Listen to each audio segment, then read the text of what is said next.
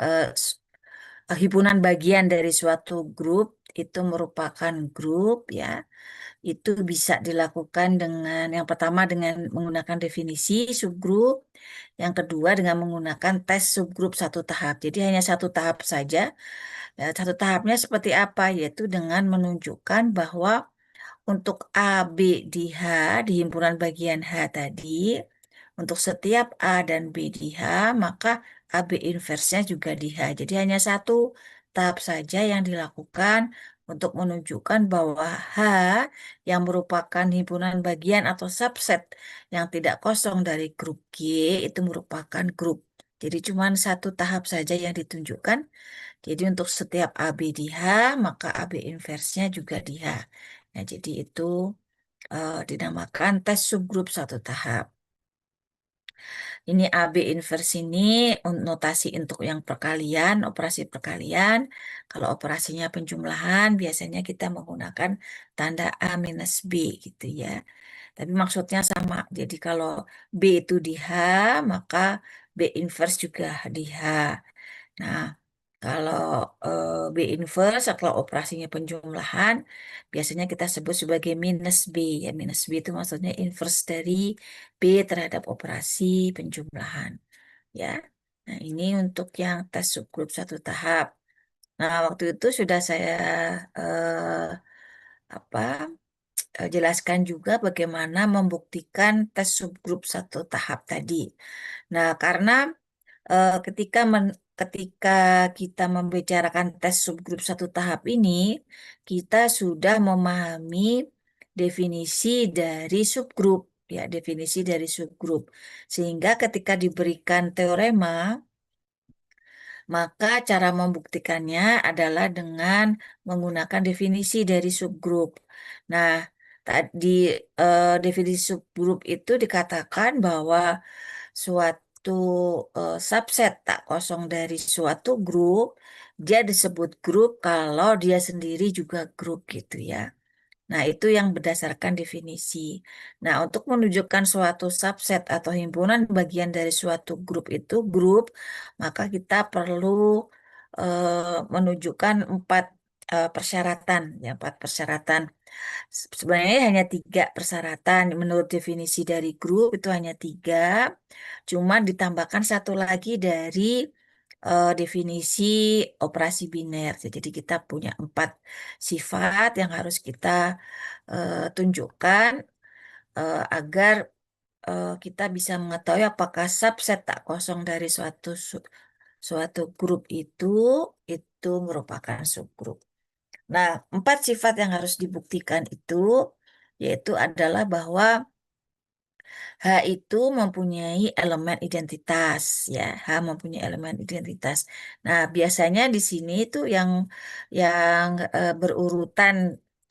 berurutan cara membuktikannya itu adalah pertama harus ada elemen identitas dulu, kemudian setelah itu ada inversnya, ya.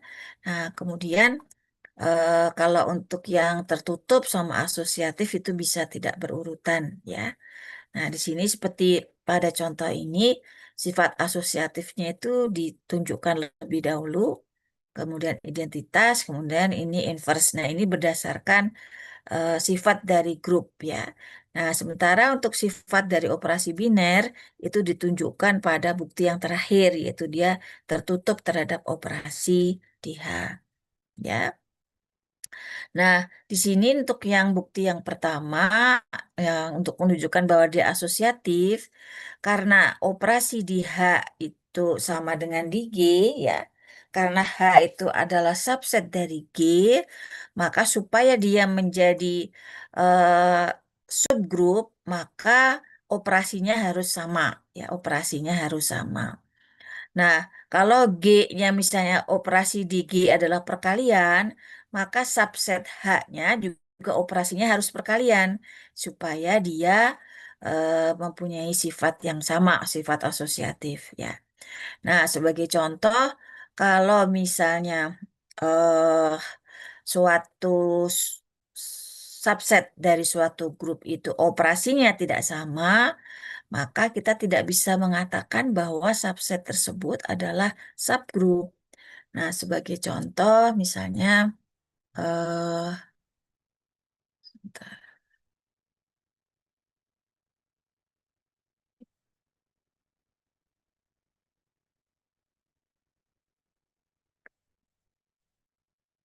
Misalnya saya ambil suatu bilangan bulat S. Saya ambil,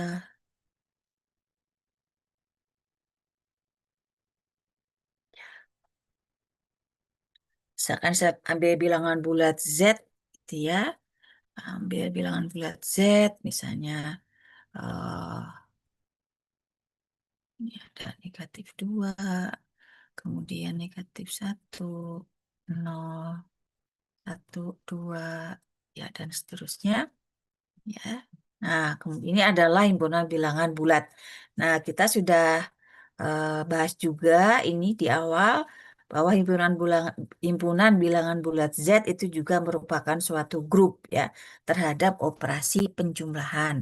Nah, sekarang kalau misalnya kita ambil suatu grup suatu subset dari Z, misalnya kita ambil eh di sini misalkan saya ambil Z4.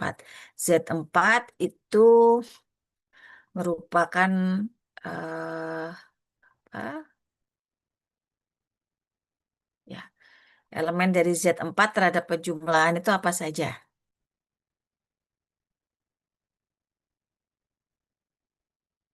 Masih ingat? Z4 terhadap penjumlahan,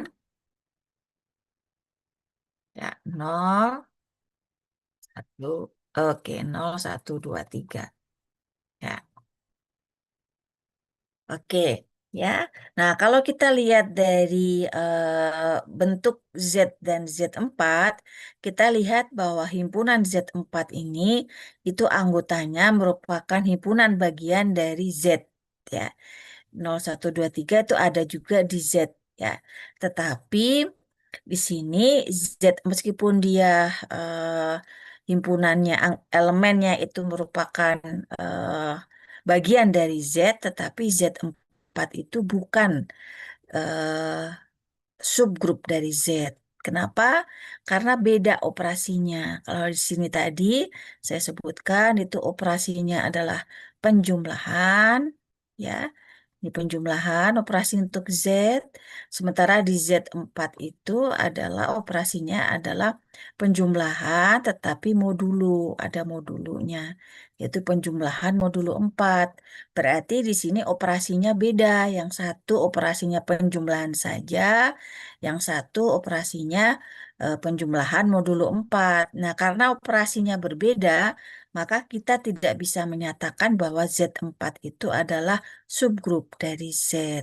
Meskipun Z4 sendiri itu adalah grup, Z juga grup, tetapi karena operasinya tidak sama, maka sifat asosiatifnya tidak sama, ya. Jadi sifat asosiatif di Z4 ini tidak sama dengan sifat asosiatif di Z karena operasinya yang berbeda, ya. Nah, oleh sebab itu harus hati-hati kalau misalnya kalian diberikan dua dua misalkan himpunan gitu ya. Yang satu himpunannya adalah grup, yang satu himpunannya adalah masih merupakan himpunan bagian saja.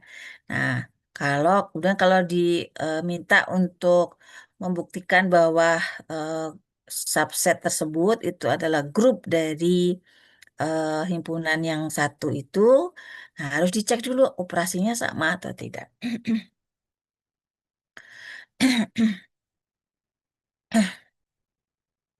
Sebentar.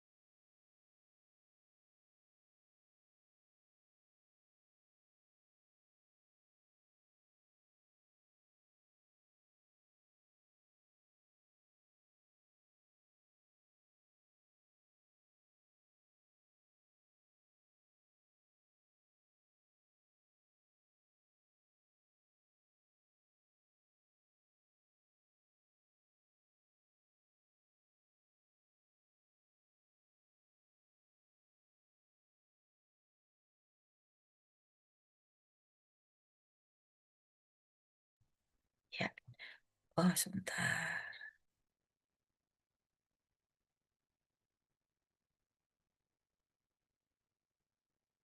Tadi saya ternyata masih mute ya. Sebentar.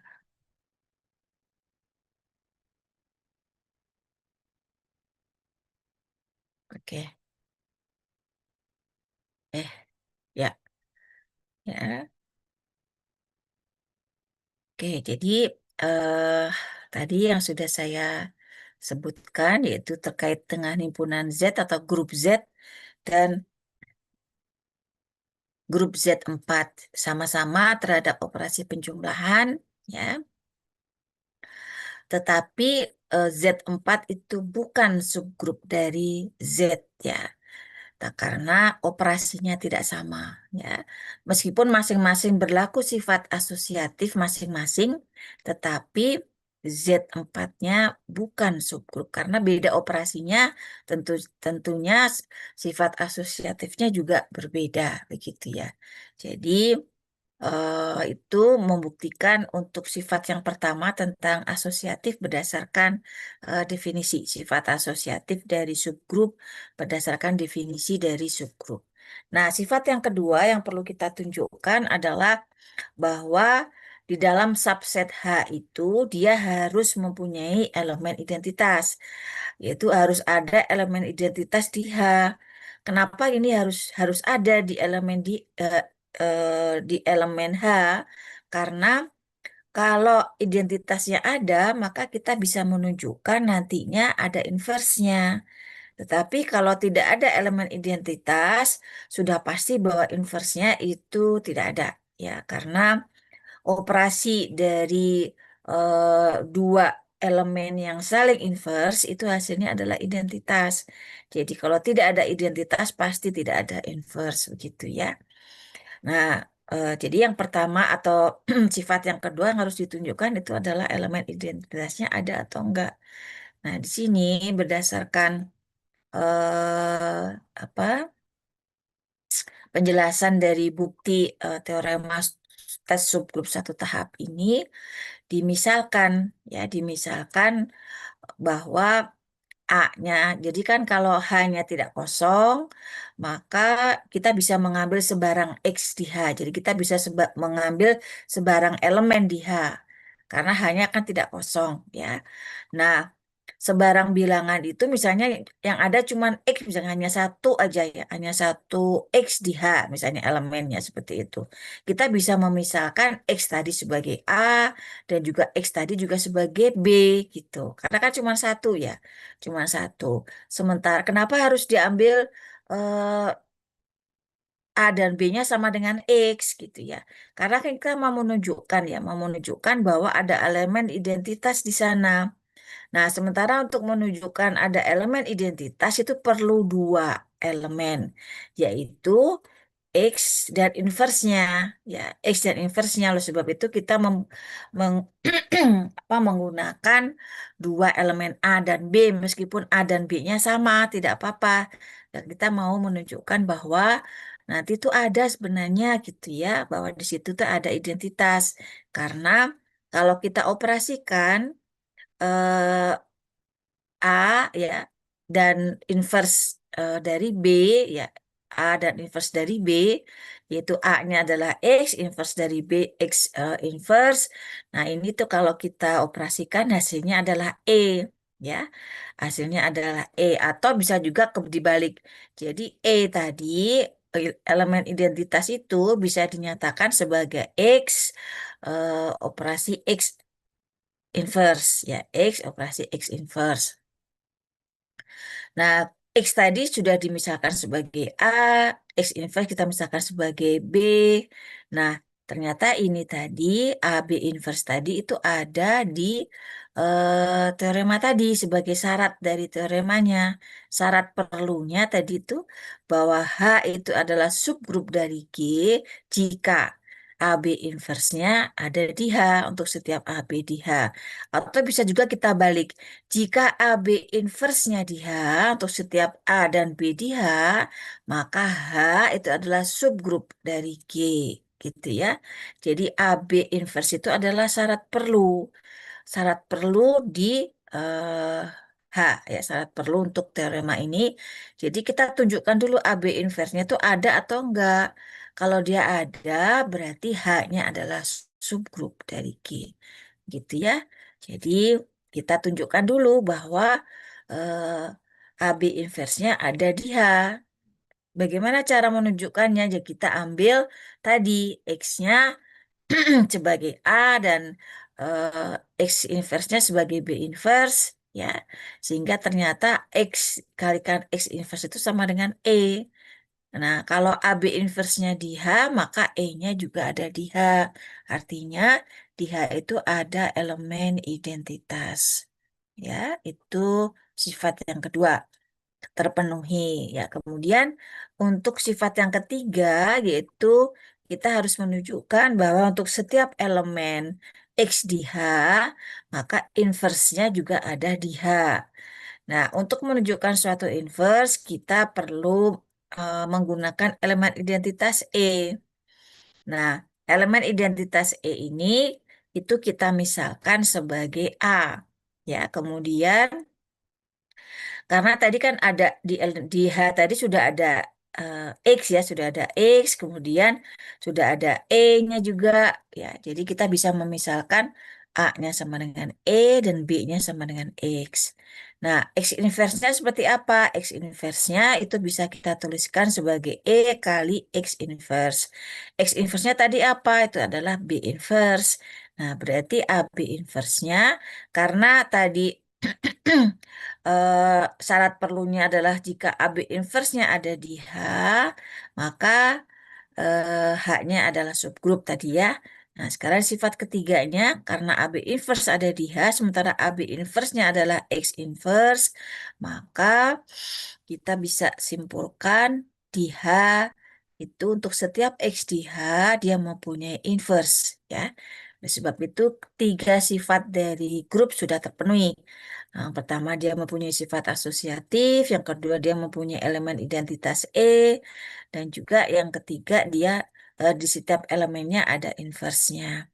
Nah, sekarang tinggal satu sifat yang harus dipenuhi oleh operasi biner, ya, yaitu sifat tertutup. Nah, bagaimana untuk menunjukkan sifat tertutup?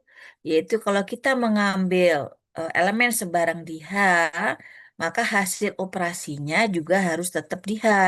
Nah, itu artinya H tersebut mempunyai sifat tertutup. Jadi, hasil operasi semua elemen yang ada di H itu harus ada di H untuk menunjukkan bahwa H-nya itu mempunyai sifat tertutup. Ya. Nah, kita bisa memisalkan di sini. Tadi kan sudah ditunjukkan ada inverse di H, ada elemen identitas di H, ya. Nah, sekarang dan kemudian juga ada eh, asosiatif juga, ya, di H, tapi di sini tidak digunakan sepertinya. Jadi cuman inverse sama elemen identitas. Jadi kita bisa memisalkan A-nya sebagai X, kemudian B-nya sebagai Y inverse, kemudian kita operasikan. Kalau X, Y di H, kita akan tunjukkan eh, X dan Y itu adalah elemen di H atau anggota dari H, maka kita harus tunjukkan bahwa X kali Y-nya itu juga nanti harus ada di H. Nah, tadi sudah dimisalkan bahwa X-nya sama dengan A, Y inverse itu adalah B, dan Y inverse, diinverskan itu sendiri adalah B inverse, ya, sehingga AB inverse-nya ada di H. Jadi, kesimpulannya adalah H tertutup terhadap operasi di H. Artinya, untuk setiap X, Y di H, maka eh, hasil operasinya juga ada di H, itu artinya tertutup. Nah, karena empat sifat ini terpenuhi di dalam pembuktian ini, maka kesimpulan terakhirnya adalah bahwa eh, setiap sifat tadi yang dibuktikan, ya. Jadi kalau ada AB inverse-nya itu ada di H, maka kita bisa simpulkan bahwa H itu merupakan subgrup dari G, dari grup G. Itu, ya. Jadi ini pembuktian ini menggunakan definisi dari grup. Jadi dia harus dijelaskan berdasarkan tiga sifat dari grupnya dan satu sifat dari operasi binernya. Ya, oke sampai di sini kira-kira bisa dipahami nggak?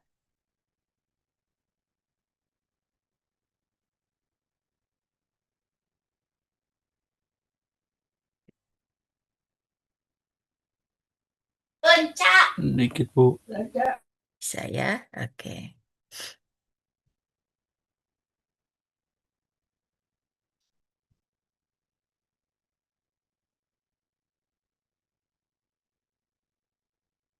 Oke, sekarang kita akan mencoba untuk latihannya ya. Waktu itu sudah belum ya? Ini sudah ya? Sudah kalau nggak salah ya. Oke, kita lanjutkan saja. Ini waktu itu sudah ya. Ya sudah. Oke.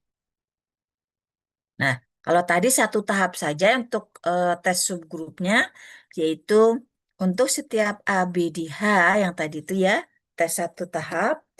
eh, Jika A, B inverse itu ada di H, maka G-nya apa H-nya adalah subgrup dari G.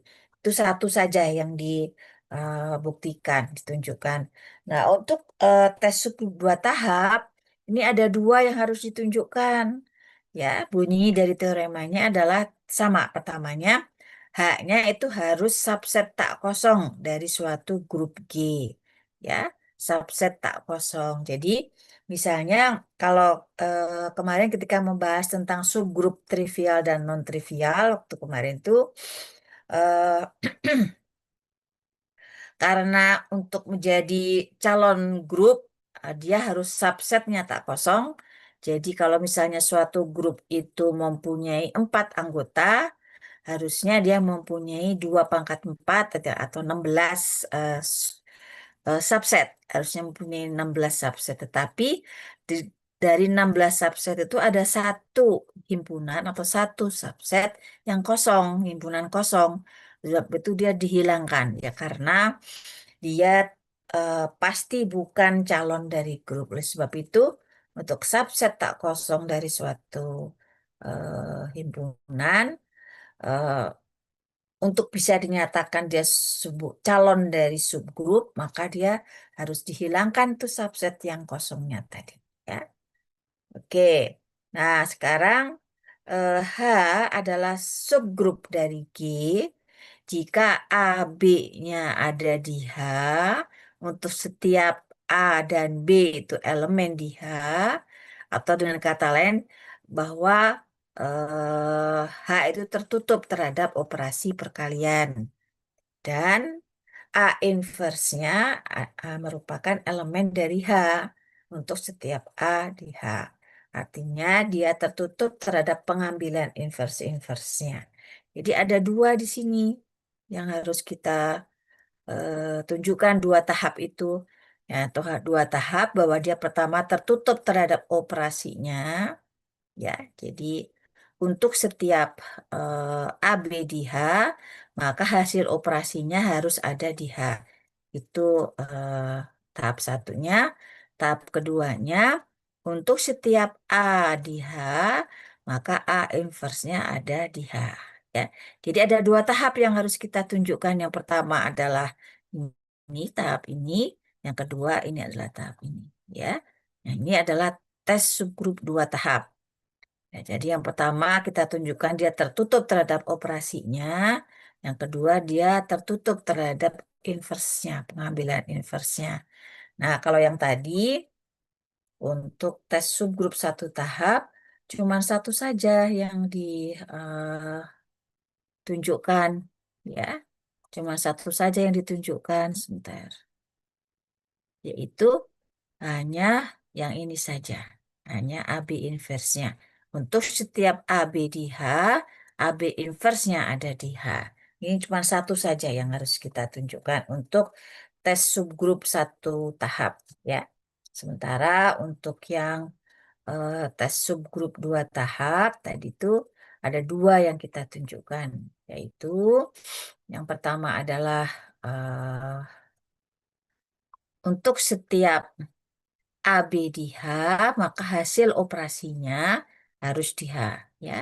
Kemudian itu yang pertama, yang kedua, untuk setiap A di H, maka inversnya juga harus ada di H, ya. Itu makanya dia dinamakan sebagai tes subgrup dua tahap. Nah, buktinya bagaimana? Di sini lebih singkat buktinya karena untuk tes subgrup dua tahap ini sudah ada teorema satu, teorema dua satu yang mendahuluinya yaitu tes subgrup satu tahap tadi. Sehingga lebih mudah lagi membuktikannya. Ya, yang pertama karena H-nya tidak kosong, maka operasinya sama kalau tidak kosong hanya berarti dia berlaku sifat asosiatif di dalam H tadi. Kenapa? Karena kan untuk bisa menjadi subgrup dari suatu grup, dia harus sama operasinya, ya. Nah, kalau sama operasinya berarti ada sifat asosiatif di dalamnya, ya. Kemudian hanya tertutup, ya, hanya tertutup. eh dan kemudian ada elemen di H-nya dan setiap elemen di H-nya mempunyai inverse di H. Ya, oke. Ini di sini jadi ini sudah dikatakan ya di sini dia subset tak kosong dari G. Berarti H-nya itu adalah himpunan bagian dari G. Berarti operasi di G sama dengan operasi di H. Ya, karena H-nya kan mau mau menjadi subgrup. Ya. Nah, yang perlu kalian perhatikan adalah bahwa teorema itu adalah suatu pernyataan yang ada buktinya, ya, atau kebenarannya dapat dibuktikan, ya. Jadi, teorema ini itu sudah benar. Eh, Mana buktinya? Nah, buktinya itu sudah ada, ya, seperti yang sudah di apa ditemukan oleh yang membuat teorema ini. Berarti ketika dia menyebutkan suatu teorema, berarti dia sudah menyiapkan buktinya. Buktinya seperti apa? Nah, inilah buktinya, ya. Nah, kan kita mau kan pernyataannya adalah sebenarnya benar, ya. Cuma kita perlu membuktikannya. Nah, H adalah subset yang tidak kosong dari grup G. Ya, berarti supaya H-nya itu adalah subgrup dari grup G, maka yang pertama adalah dia sama operasinya. Ya, jadi sama operasinya. Kalau sama operasinya, jadi sifat asosiatif sudah terpenuhi. Ya. Nah, kemudian di sini dikatakan H adalah subgrup dari G, atau ini kita bisa balik ya. Jadi kita bisa balik. Jadi syarat perlunya kita baca dulu, yaitu jika AB di H untuk setiap AB di H dan A inverse di H untuk setiap A di H, maka H adalah subgrup dari G gitu ya. Jadi ini syarat ini ada duluan. Syarat ini ada duluan sebelum kita menyimpulkan H adalah subgrup dari G. Ups, ups, ups.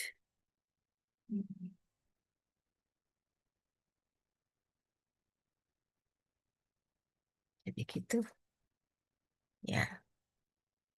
Jadi nanti bacanya jika A, B di H untuk setiap A dan B di H dan A inverse di H untuk setiap A di H.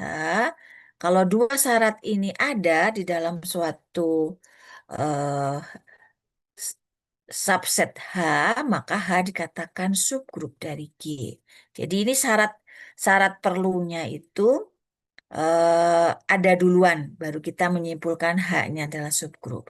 Yang pertama AB di H untuk setiap, berarti dia mempunyai sifat tertutup terhadap operasi perkalian, ya. Karena tandanya seperti ini ya kita jadi menyebutnya operasinya perkalian. Nah, kemudian di sini juga ada duluan. A inverse-nya ada, ya, ada duluan dia karena dia syarat perlu ya. Jadi ini ada duluan A inverse-nya. Berarti dia juga tertutup. Berarti di sini ada tiga sifat yang sudah terpenuhi. Dia asosiatif, dia tertutup, dan dia mempunyai inverse, ya. Ya, punya. Jadi tiga sifat dari grup sudah terpenuhi. Nah, sekarang itu kan asosiatif, tertutup, inverse gitu ya. Itu sudah terpenuhi. Nah, sekarang yang belum ada itu adalah sifat identitas E. Sifat identitas E-nya belum ada di sini, ya. Oleh sebab itu, kita cuma tinggal menunjukkan bahwa di H ini ada elemen E. Bagaimana caranya untuk menunjukkannya? Caranya adalah kita misalkan A itu adalah elemen di H. Nah, karena tadi sudah dikatakan bahwa setiap elemen di H itu mempunyai inverse, berarti kalau A itu di H, maka A inverse-nya juga ada di H. Dia sudah terjamin oleh pernyataan ini bahwa untuk setiap A di H, maka A inverse-nya ada di H, ya. Nah, kalau A inverse-nya ada di H, maka kalau kita operasikan A dan inverse-nya, itu berarti hasilnya E. Ya, artinya apa? Artinya bahwa hasil operasi A dan A inverse itu kan tadi mempunyai sifat tertutup ya, sifat tertutup. Nah, sementara A inverse-nya itu sama dengan E. Karena dia sifat tertutup, maka E-nya ini pasti ada di H. Karena E ini adalah produk dari A dan A inverse yang sudah terjamin di sini tadi tertutup. Berarti artinya bahwa E itu juga ada di H. Nah, berarti sudah terpenuhi empat sifatnya. Asosiatif, tertutup, mempunyai inverse, dan dia mempunyai elemen identitas. Ya, jadi ini lebih mudah untuk membuktikannya dengan menggunakan teorema yang pertama tadi, teorema dari tes subgrup satu tahap. Ya, jadi sebagaimana kalian ketahui bahwa dalam matematika itu satu konsep itu selalu berkoneksi dengan konsep yang lain. Ya, jadi kalau kita mau membuktikan suatu konsep atau suatu teorema, maka kita bisa menggunakan teorema-teorema ataupun definisi-definisi yang sebelumnya yang sudah ada terlebih dahulu. Jadi tidak bisa misalnya teorema yang sekarang menggunakan buktinya, menggunakan teorema yang akan datang itu tidak bisa ya. Jadi harus menggunakan teorema yang sebelumnya atau definisi yang sebelumnya yang sudah ada untuk menunjukkan bahwa teorema berikutnya itu benar. Gitu ya. Nah, itu seperti itu. Bisa dipahami. Nah, ini apa? Eh kayak kelebihan dari struktur aljabar ya atau biasa juga kita sebut sebagai aljabar abstrak ya namanya aljabar abstrak abstrak sekali ya karena di sini isinya hanya konsep-konsep saja ya hitung-hitungan itu tidak ada ya hitung-hitungan paling sederhana sekali hitung-hitungannya ya kalau dia eh, berkaitan dengan operasi dalam modulo gitu ya, operasi modulo. Nah itu mungkin eh, itu juga tidak sulit ya. Oke, mudah-mudahan bisa dipahami sampai sejauh ini ya. Nah selanjutnya ini untuk ada latihan soalnya. Di sini G-nya adalah grup, G-nya grup bilangan real yang tidak nol. Ya, bilangan real yang tidak nol. Nah, kemudian PQ-nya adalah subset dari grup G. P-nya adalah himpunan ini, X di G, X-nya lebih besar sama dengan satu. Dan Q-nya itu adalah anggotanya adalah X yang ada di G, di mana X-nya sama dengan satu atau X-nya irasional. Nah, sekarang kita diminta menggunakan teorema 21, yaitu tes subgrup satu tahap, untuk menyelidiki apakah P dan Q-nya subgrup dari G. Ya. Nah, di sini yang pertama tadi dikatakan P-nya itu adalah eh, suatu himpunan di mana elemen-elemennya adalah merupakan elemen dari G, berarti P itu adalah subset dari G. Nah, tetapi elemen-elemennya itu hanya satu atau bilangan irasional lainnya. Ya, jadi hanya itu saja ya. Nah, sekarang kita mau tunjukkan apakah dia subgroup atau bukan dari G. Nah, sekarang kita ambil kan tadi ada bilangan irasional ya di P, maka kita ambil akar 2. Akar 2 adalah suatu bilangan irasional. Berarti dia anggota dari P, ya. Tetapi kalau akar 2 ini kita operasikan terhadap dirinya sendiri, yaitu akar 2 kali akar 2 sama dengan 2. Nah, 2 itu tidak ada di P. Ya, 2 itu tidak ada di P. Yang ada akar 2 saja. Duanya tidak ada di P. Apa artinya? Artinya bahwa di P ini tidak tertutup terhadap operasinya, ya. P ini tidak tertutup terhadap operasinya. Nah, kalau salah satu sifat dari grup itu tidak terpenuhi, maka kita langsung bisa katakan bahwa P bukan grup. Kalau P bukan grup, maka P-nya eh, bukan subgrup dari G, ya. Nah, di sini menggunakan teorema subgrup dua tahap. Ya, jadi ini subgrup dua tahap tapi ya. Sebentar subgrup dua tahap itu tadi yang pertama, oh tidak tertutup tadi ya, tidak tertutup terhadap operasinya. Jadi kalau dia tidak tertutup, maka berdasarkan teorema subgrup dua tahap, salah satu sifat syarat perlunya tidak terpenuhi, maka P-nya bukan subgrup dari G. Nah, bagaimana kalau yang key?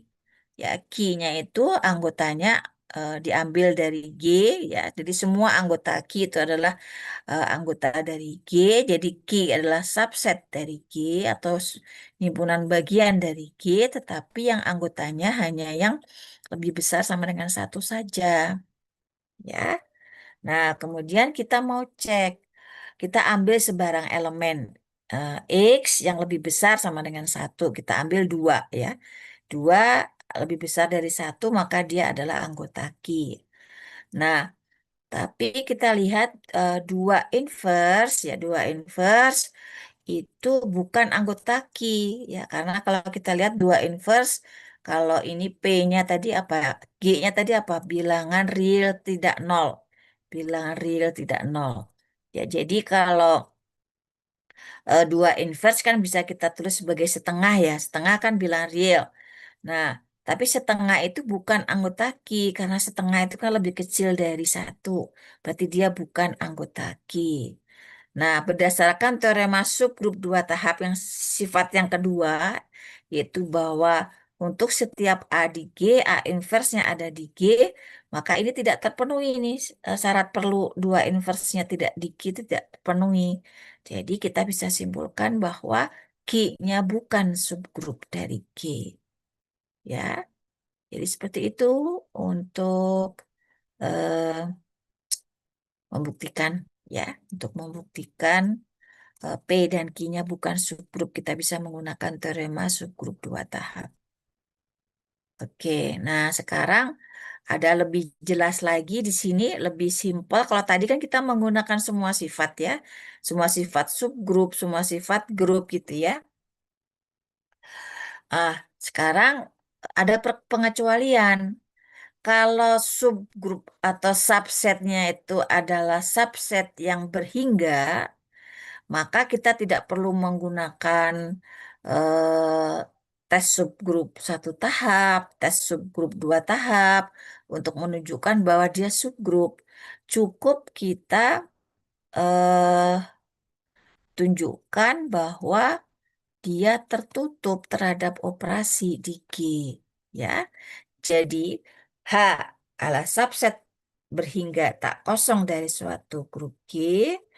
Terus kemudian jika H tadi tertutup terhadap operasi di G, maka H adalah subgrup dari G.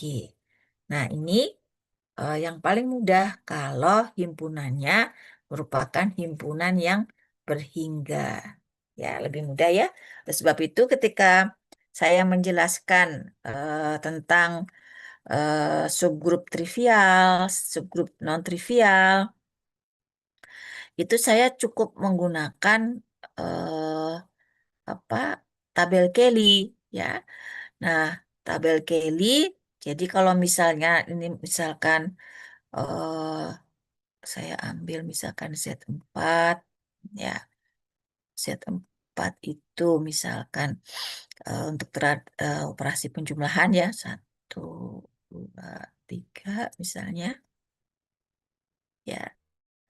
Terus kemudian saya mau cek apakah eh, sub, subset atau himpunan bagiannya itu misalkan 1, 2, 3 itu dia subgrup atau bukan dari Z4 ya.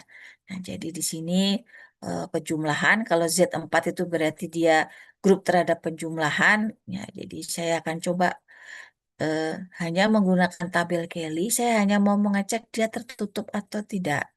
Begitu dia tidak tertutup, kita langsung simpulkan bahwa ini misalkan kita sebut sebagai A, himpunan A, maka himpunan A itu subgrup atau bukan dari Z4.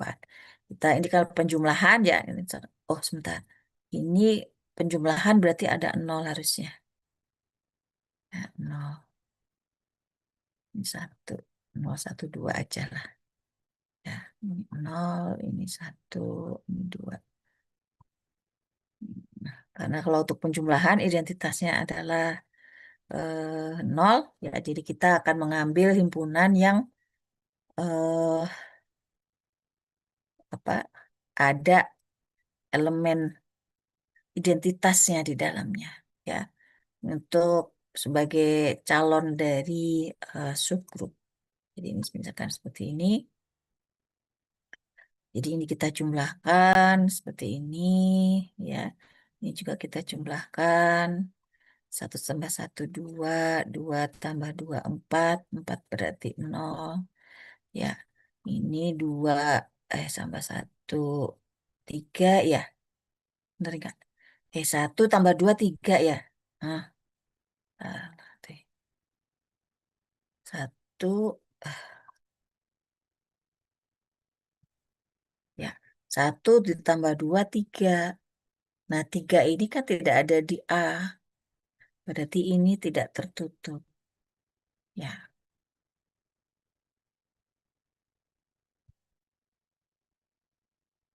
Nah, jadi begitu kita ketahui ada elemen lain di dalam hasil operasinya ini, langsung kita bisa simpulkan dia tidak tertutup.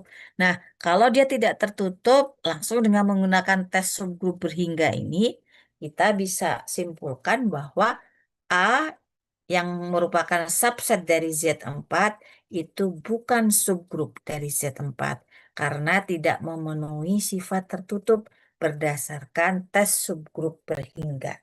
Ya, jadi lebih cepat ya. Kalau kita eh, bekerja di dalam himpunan bilangan modulo itu bilangannya berhingga dan kita juga lebih cepat membuktikannya. Oke, nanti ini tidak saya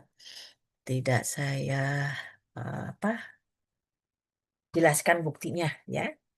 Cukup kalian tahu ininya saja, apa teoremanya. Oke, sampai di sini bisa dipahami sejauh ini.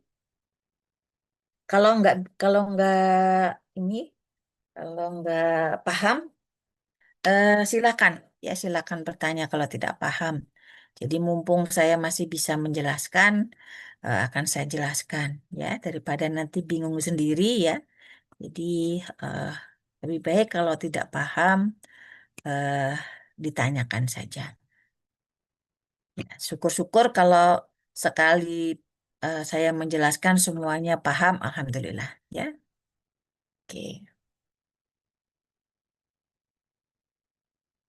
oke, gimana Rehan? Paham ya Rehan ya? Um, berusaha Bu. Mas apa Kalau yang ini Raihan, Re, Raihan mana Raihan ada nggak masuk nggak? Raihan masuk nggak? Katanya keluar kelempar Zoom, Ibu. Kenapa? Kelempar Zoom. Zoomnya Oh, kelempar. oh kelempar. Oke. Iya, ya sudah. Oke. Nah, nanti silakan di Ini Ibu ada Ibu, maaf Ibu. Oh iya, Re. Ya, Paham nggak, Re? Insya Allah Ibu bisa memahami, menyesuaikan. Oke, oke. Alhamdulillah ya. Nanti kalau misalnya belum paham, silahkan dibaca-baca lagi ya. Ya Oke, ini Ibu, berarti sudah selesai untuk bab 2-nya terkait dengan subgroup. Ya, nanti silahkan dibaca-baca lagi. Nah, sekarang saya akan lanjut ke materi berikutnya.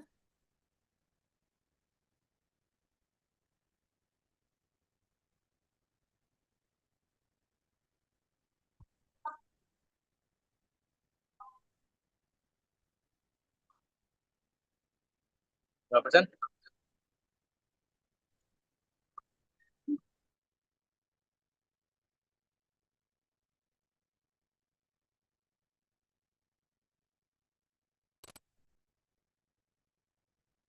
Oke, bab 3 ini terkait dengan grup siklis ya.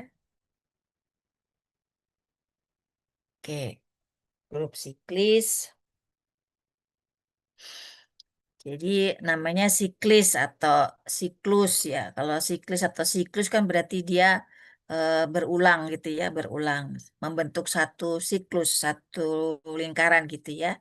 Nah, seperti ini saya gambarkan sebagai jam, ini juga siklis ya. Jadi dia berulang dari mulai 1, 2 sampai 12 nanti berulang lagi 1, 2 sampai 12 gitu ya. Nah, ini namanya berulang ya. Jadi grup siklis itu elemennya berulang ya. Nah, sebentar tadi itu ada pantun sebenarnya. Ya. Nah, sekarang kita akan coba masuk ke sifat-sifat dari grup siklis. Sebelum ke sana, saya mau berikan ilustrasi tentang grup siklis. Ya, Eh, kita coba grup U14 ya. U14 itu merupakan suatu grup terhadap perkalian modulo 14 ya. Berarti elemen dari U14 itu merupakan elemen-elemen yang prima relatif terhadap 14 ya. Jadi yang FPB-nya itu dengan 14 itu sama dengan 1. Ya, jadi 1 dengan 14 itu FPB-nya 1. 3 dengan 14 FPB-nya 1. 5, 14 FPB-nya 1. 9, 14 juga FPB-nya 1. 11 dan 14 juga FPB-nya 1. 13 dan 14 itu FPB-nya 1. Ya, jadi semua elemen dari U14 itu prima relatif terhadap 14. Sehingga dikatakan di sini grup U14 itu merupakan grup terhadap perkalian modulo 14. Ya. Nah, kita tahu di sini U14 itu elemennya ada 6 jumlahnya. Jumlah elemennya ada 6 sehingga kita bisa menyebutkan bahwa orde grup dari U16 itu sama dengan 6 ya berdasarkan banyaknya elemen di dalam U14 ya. Nah, kemudian setelah kita mengetahui orde grup, kita mau tahu juga orde elemennya. Nah, di sini diberikan dua elemen, yaitu elemen 3 dan 9 dari U14 ini. Kemudian kita cari orde elemennya. Dan ternyata orde elemen 3 itu sama dengan 6 dan orde elemen 9 itu sama dengan 3. Dari mana orde elemen 3 itu sama dengan 6? Nah, kita bisa jabarkan. Ya, waktu itu sudah kita coba apa cara mencari orde elemen ya. Jadi yang pertama elemennya adalah elemen 3 yang mau kita cari ordenya. Berarti kita pangkatkan ya 3 ini sampai ke N, di mana 3 pangkat N itu tadi nantinya menjadi sama dengan 1 atau sama dengan elemen identitasnya. Nah, jadi kita uraikan, coba sekarang 3 pangkat 1, 3, 3 pangkat 2, 9, 3 pangkat 3 itu 13, 3 pangkat 4 itu berarti 3 kali 3 pangkat 3 ya, biar gampang gitu ya. Nah, 3 pangkat 3 tadi itu 13 ya. Nah, sementara ini kan U14 ya, 13 itu bisa dituliskan sebagai negatif 1 ya, karena 13 ditambah 1 itu sama dengan 14. Ya, jadi 3 dikalikan negatif 1 sama dengan negatif 3 modulo 14. Negatif 3 modulo 14 itu sama dengan 11 sebenarnya di sini ya.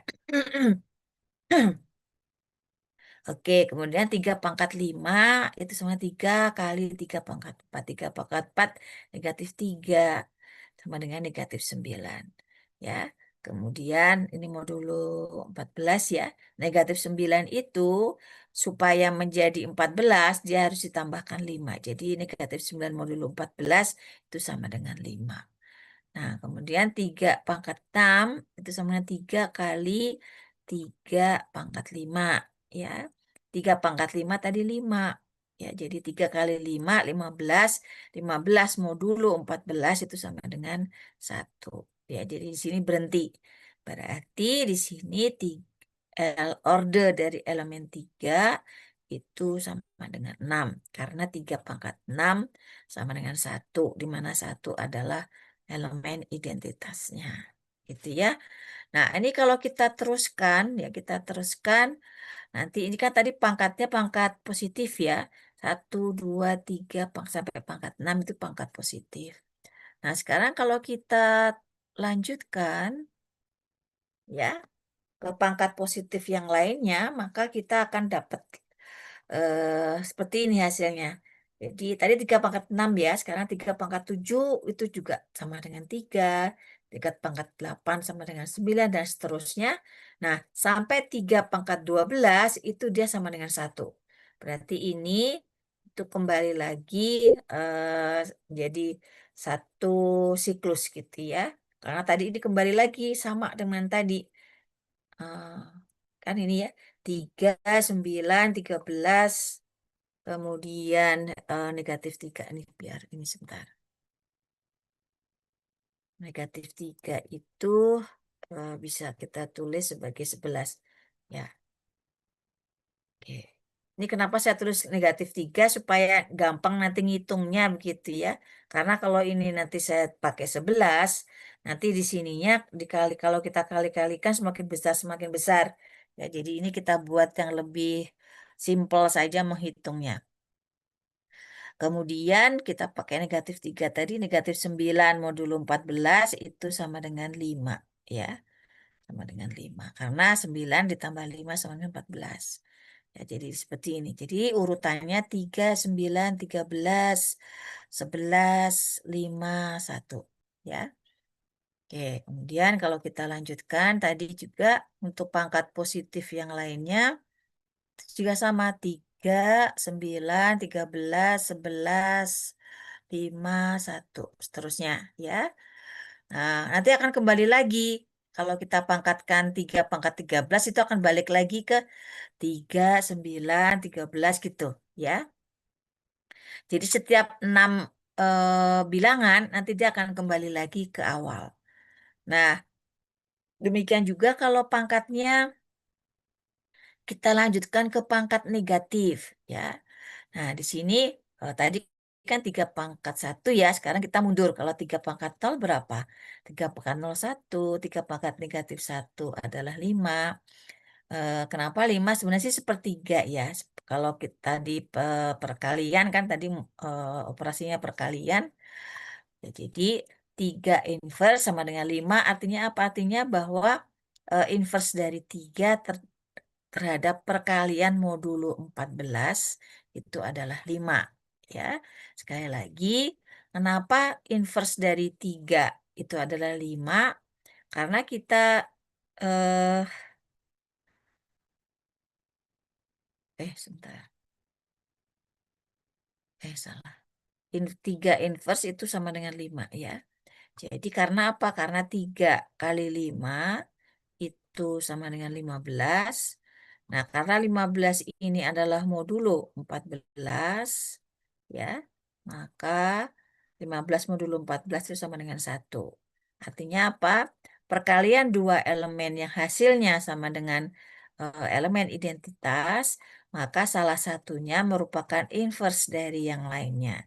Jadi 3 inverse sama dengan 5, atau bisa juga 5 inverse itu sama dengan 3, ya. Nah, seperti ini. Jadi inverse dari 3 terhadap perkalian modulo 14 adalah 5. Ya, kemudian 3 pangkat minus 2 itu 3 pangkat minus 1 kuadratkan. Itu kan berarti 9 ya. 9 untuk 9 itu terhadap modulo 14 bisa kita tulis sebagai 5 ya. 5. Ini sebenarnya untuk hitung-hitungan gampangan aja ya. Jadi kalau kalian mau terus pakai hitung-hitungan yang besar juga nggak apa-apa. Tetapi ini untuk hitung trik aja, ini semacam trik saja. Ya, jadi 9 itu bisa kita tuliskan sebagai 5 ya. Jadi sama modulo 14, 5 kuadrat adalah 25, 25 modulo 14 itu adalah 11 ya. Jadi seterusnya ya kita hitung pangkat-pangkatnya seterusnya ya sampai akhirnya nanti kita dapatkan satu siklus yang lain lagi. Oke, ya. Nah, jadi kalian bisa lihat di sini, ternyata kalau kita teruskan perpangkatannya tadi, itu akan membentuk bilangan-bilangan yang berulang. Dan berulangnya itu setiap, karena tadi order grupnya adalah 6, maka setiap 6 bilangan nanti dia akan kembali ke bilangan awal lagi. Seperti 3, 9, 13, 11, 15, 1. Ini 6, 1, 2, 3, 4, 5, 6. Nanti setelah 6 balik lagi. 3, 9, 13, 11, 15, 1. Ini setelah 6 kembali lagi ya seperti ini ya. Nah, jadi kita bisa lihat di sini dari penjabaran ini kita lihat oh ternyata di sini tuh ada 3 siklus di sini yang elemen-elemennya berulang. Nah, siklusnya apa? Siklusnya adalah dari 3, 9, 13, 11, 11, 5, 1 ya. Nah, dari penjabaran barisan ini atau perpangkatan dari operasi perkalian ini dari elemen 3 tadi, kita diperkenalkan pada konsep siklis atau grup siklis. Nah, bagaimana kita memahami ini di dalam definisinya, ya? Oke.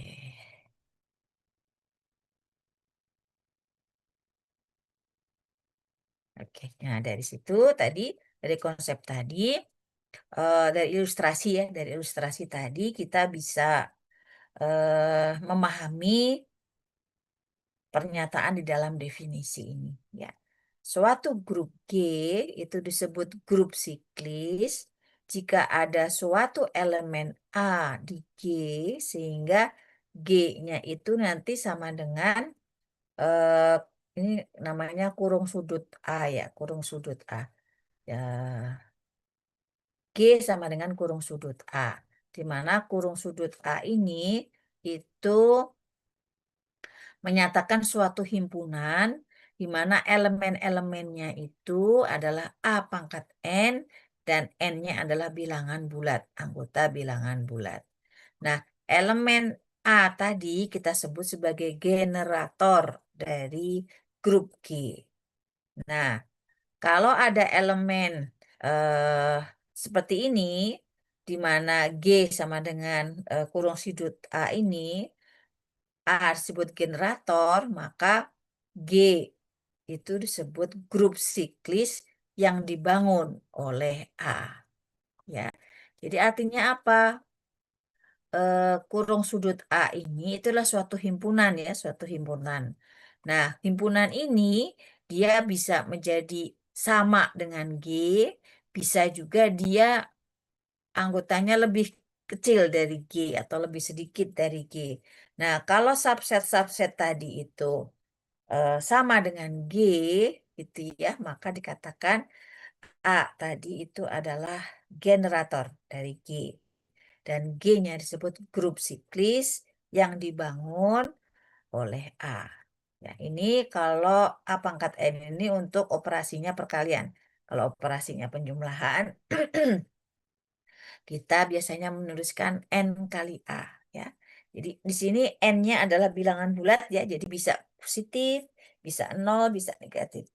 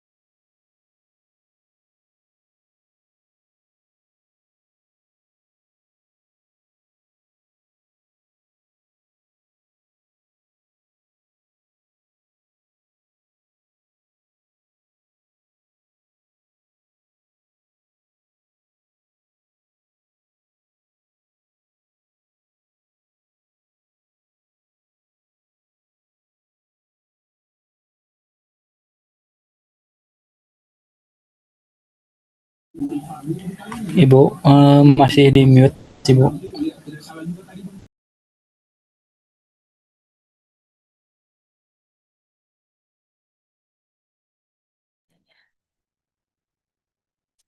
Oh, maaf ya.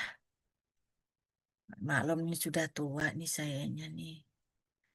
Suka suka lupa saya. Maaf ya. Sudah nenek-nenek ini sayanya. Jadi sering banyak lupanya. Oke.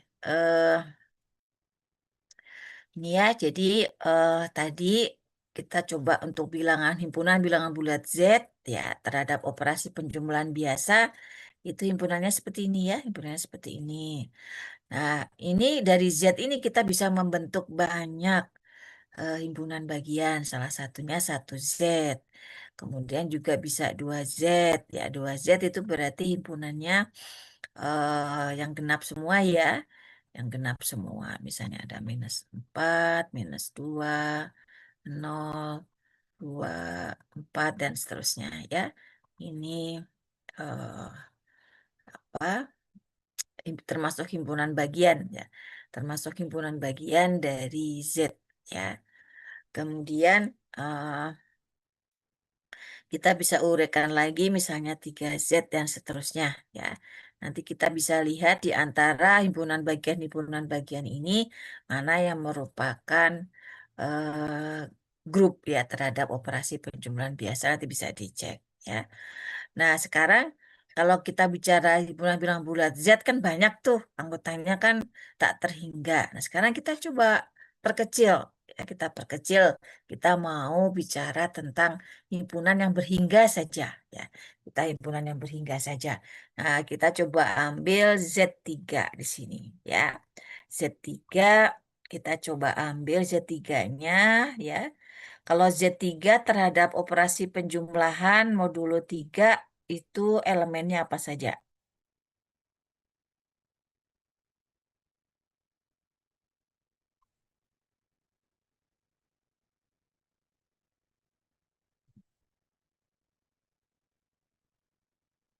Ayo, berapa saja?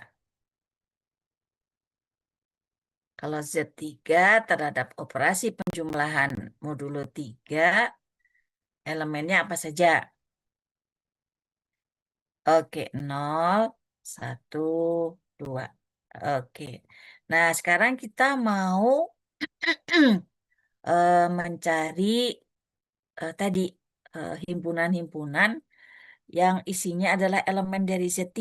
Yaitu kita mau mencari kurung sudut 0, ya, anggotanya seperti apa? Kurung sudut 1, ya. Ini kurung sudut 2, ya. Ini saya menyebutnya kurung sudut ya. Eh, karena kalau saya bilang kurung siku beda lagi ya. Kalau kurung siku begini ya. Ini ya kurung siku ya. Jadi ini eh, kita sudah mengenal ada 4 kurung ya. Ada kurung biasa ya. Kurung biasa seperti ini, kurung biasa. Kemudian ini kurung kurawal. Yang ini kurung siku dan ini kurung sudut. Jadi kita sudah mengenal 4 tanda kurung ya atau notasi kurung. Nah, notasi yang terakhir ini kurung sudut ini itu berkaitan dengan grup siklis ya, berkaitan dengan grup siklis, berkaitan dengan generator. Tetapi kita belum tahu nih generator atau bukan ini 012 ini. Nah, kita mau cek karena ini penjumlahan ya, penjumlahan modulo berarti di sini kita eh, tadi rumusnya kalau dia penjumlahan maka elemennya adalah n kali a gitu ya. N kali a di mana n-nya adalah himpunan anggota himpunan bilangan bulat. Oke, nah sekarang kita coba untuk nol. Nol berarti A kali berapapun, ya kalau A-nya 0 berarti A 0 kali berapapun dia akan sama dengan 0. Ya, jadi ini untuk A, untuk kurung sudut 0 itu elemennya cuma satu, yaitu 0 saja. Nah, sekarang untuk yang elemen satu. Elemen satu itu eh, kalau A-nya satu, misalkan ini N-nya 0, bisa kita tulis eh, kali ya. Jadi 0 1 kali 0 1, 1 kali 1 1, 1 kali 2 2, 1 kali 3 3, tapi 3 modulo 3 0. Ya, 1 kali 4, ya 1 kali 4 4, 4 modulo 3 1. Ya, 1 kali 5 5, 5 modulo 3 2. Nah, nanti kalau kita teruskan nanti akan kembali lagi ini 012 gitu terus ya. Nah, kemudian karena sama ininya berulang terus sama, maka kita cukup tuliskan satu siklus saja yaitu 0 1 2.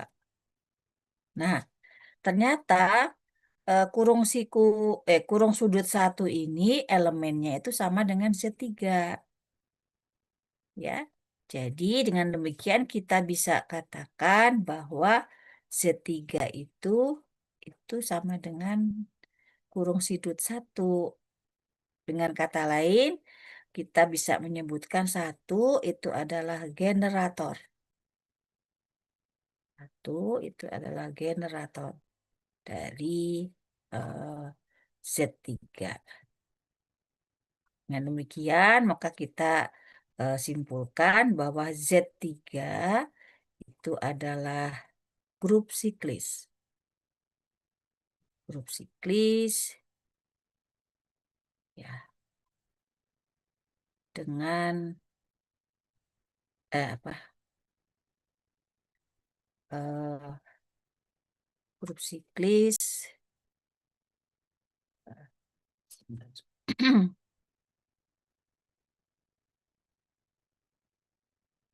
yang dibangun oleh elemen satu. Nah, seperti itu. Z3 itu ternyata sama dengan kurung sudut 1. Nah, bagaimana dengan yang kurung sudut 2? Apakah 2 juga generator? Kita coba jabarkan. Sebentar. Ya, 2 kali 0, 0, 2 kali 1, 2, 2 kali 2, 4, 4 modulo 3 berapa? 4 modulo 3, 1 ya. Kemudian 0, 1, 2.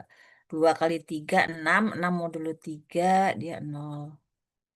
Kemudian 2 kali 4, 8, 8 modulo 3 itu 2, ya, 0, 2, 1. Nah, ini kalau kita teruskan nanti akan sama.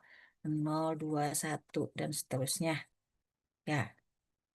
Nah, ini ternyata elemen ini bisa kita singkat, ya hanya kita ambil satu siklus saja, yaitu 0, 2, 1. Ya.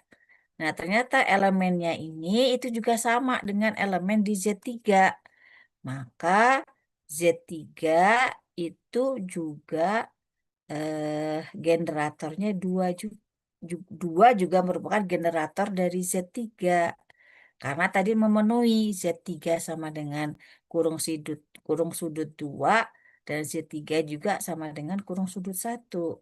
Jadi untuk Z3 dia mempunyai 2 generator, yaitu generatornya adalah 1 dan juga generator 2, ya. Generator 1 dan 2. Oke, sampai di sini kira-kira bisa dipahami.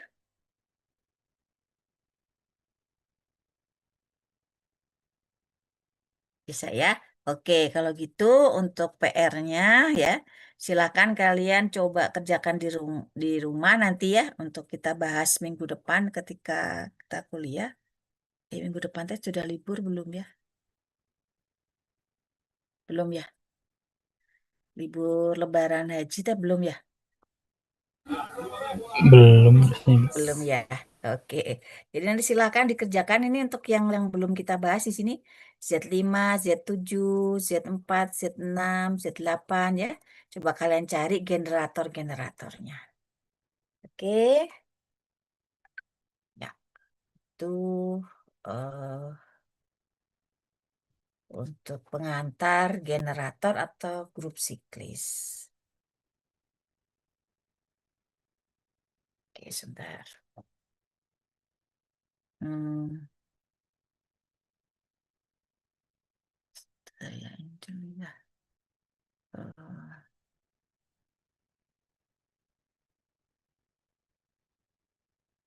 saya mau screenshot dulu sebentar.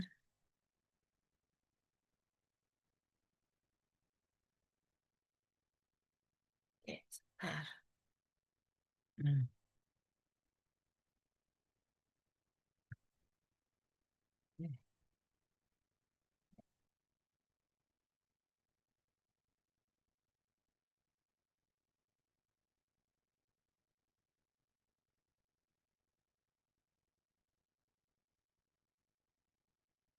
Oh, nggak kelihatan. Sebentar ya. Ada yang bisa screenshot ini nggak ya? Kok nggak muncul screenshot saya ya? Rehan bisa bantu saya screenshot ini? Yang punya. Paling di foto nggak apa-apa. Boleh, boleh. Ini kok nggak bisa sayanya sebentar. Mau screenshot nggak bisa. Harus keluar dulu kayaknya. Hmm.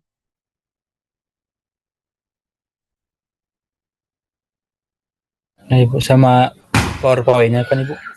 Iya, bentar ya. Ini maksudnya sama PowerPoint-nya tadinya saya teh. Tapi kalau nggak bisa ya. Kalau gini baru bisa. Sebentar.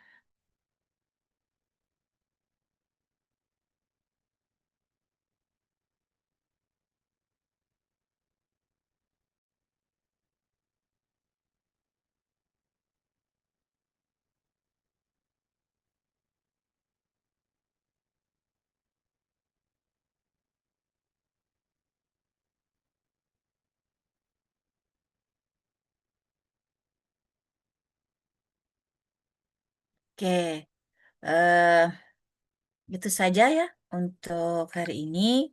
Ya,